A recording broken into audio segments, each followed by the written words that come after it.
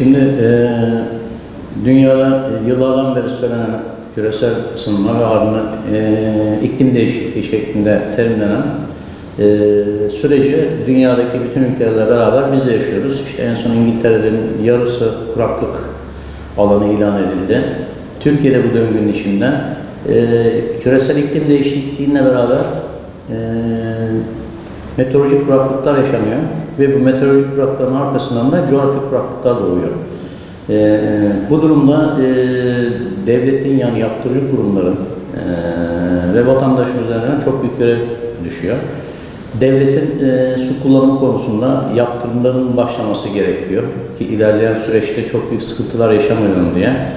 Yani bu su kullanımı sadece vatandaşlarla sınırlı değil, aslında günlük tüketilen su miktarının çoğunluğu tarımla ve doğduğu yerler ormanlık alanlarımızdır ve ormanlık alanlarımızın da koruma altına alınması gerekiyor. Ama ilerleyen süreçte bakıyoruz ki ormanlık alanlarımız bilhassa Bursa'da, işte Yeşil Bursa özelliğini yitirdi, gittikçe azalıyor, tehlikeli bir şekilde azalıyor ve ne sanayiye yetiyor ne kullanıma yetiyor. Şimdi vatandaşlar olarak günlük tüketim konusunda herkesin artık biraz düşünmesi gerekiyor. Yani çeşmeyi açtığımızda su gelmemesini düşünmeliyim. Yani bunu yapmayalım, bu duruma düşmeyelim.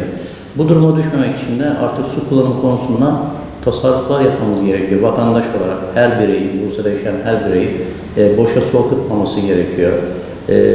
Temizlikte daha az su kullanmak gerekiyor, daha az tüketmemiz gerekiyor suyu. Ama en önemli su tüketimi kaynağı sanayi ve tarıma düşüyor.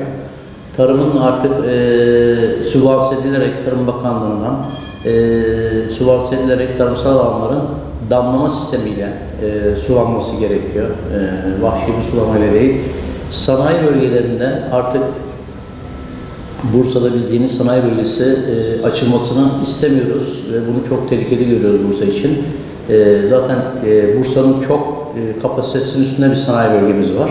Ve sanayi bölgelerinin artık suyu kirletme lüksü yok. Yani her sanayi bölgesinin biz yerinde bertaraf edilmesini düşünüyoruz. Su temizlenirken kirli suyun.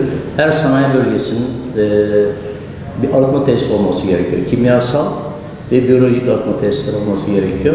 Kirlettiği suyu bu yaptırılabilir. Yani insanlara, yetkililerine çıkıp da İlçe Müdürlüğü'nün ya da belediye başkanına çıkıp da su tasarrufu yapın demese insanlar için bir şey ifade etmiyor. Yani insanlar aynı tüketmeye devam ediyorlar. Hatta yaz dönemlerinde, bilhassa pandemi döneminde gördük hijyen açısından. Yani su tüketimi daha da fazla arttı pandemi döneminde. Bu yapmıyor. Dediğim gibi çeşmeyi açtığında, çeşmeden akıyorsa bunu pek büyük problem etmiyor.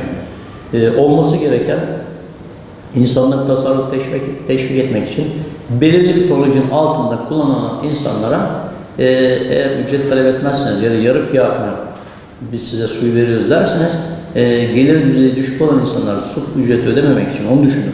Suyu tüketimi düşünmez. Su ücretini ödememek için tüketimini kısar. Yoksa insanlara gidip işte açıklamalar yaparak ya da yaparak işte polis soruyla efendim bu kadar su tüketmişsiniz bu gibi şeylerle çözüm alamayız. İnsanlara tasarrufu teşvik etmek için bazı yaptırımlar uygulamak gerekiyor. Mesela aylık su tüketimi vatandaşına 15-20 tonu aşan insanlardan daha fazla ücret alınabilir elektrikte olduğu gibi.